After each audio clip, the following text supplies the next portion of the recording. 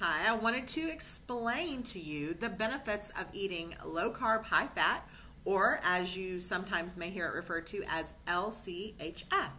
I have to tell you, this is one of my favorite ways of eating, and I've been eating this way now off and on for a while.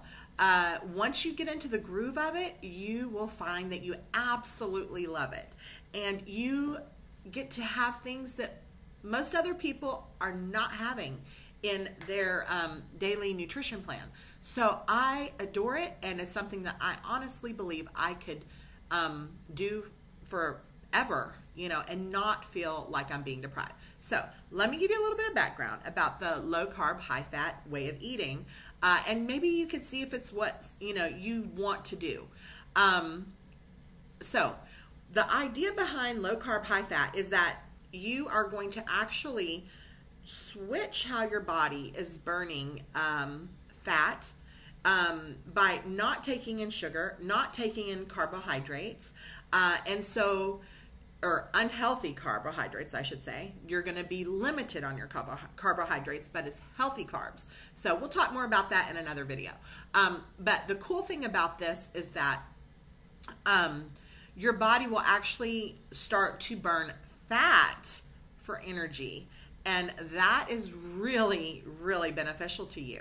So also, it can help with controlling diabetes. It can help with lowering blood pressure. It can help with lowering cholesterol. It helps with a myriad of health problems. And a lot of people are under the misconception that it's an unhealthy way of eating.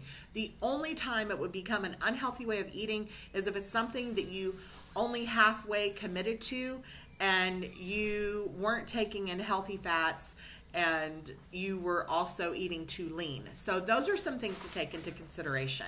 So remember, like I said, it's not no carb, it's low carb.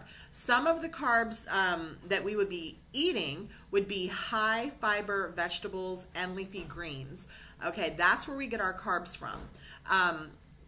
Something very simple to remember is that you don't eat sugar or things that contain sugar. A lot of fruit contains sugar. So you want to pay attention to the carbs on your fruit, okay? Especially during your first phase of eating this way. You want to stick with, if you're going to eat fruit, melons, berries, or citrus.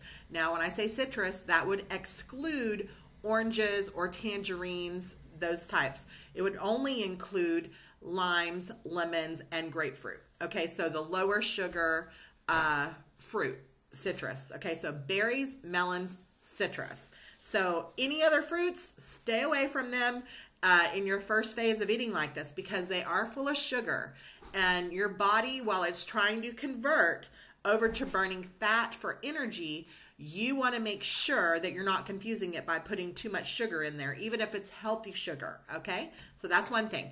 Number two, stay away from starches. What are starches? Starches are grains, potatoes, corn, green peas. Believe it or not, there are some vegetables that would be considered starch. So you have to pay attention to which ones are, the kind that are high fiber that you want to, that are high fiber, low carb, and which ones are not. So that's the other thing.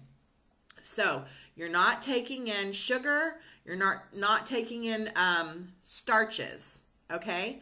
That would be grains, flours, like I said, corn, potatoes, rice, even quinoa. You want to stick with about 20 net carbs a day, especially in the beginning. And I'm going to explain more how to understand how you figure net carbs in another video. So I hope this was enough to kind of get you going. It doesn't have to be difficult. And I'm going to teach you some ways of eating out on the run, eating at home, not having to prepare different food for yourself than you do for your family. And I think that you'll really enjoy this way of thinking, but you just have to open your mind and keep an open mind and just kind of wrap your mind around. Once you get used to this, you're going to look for all kinds of ways to eat low carb.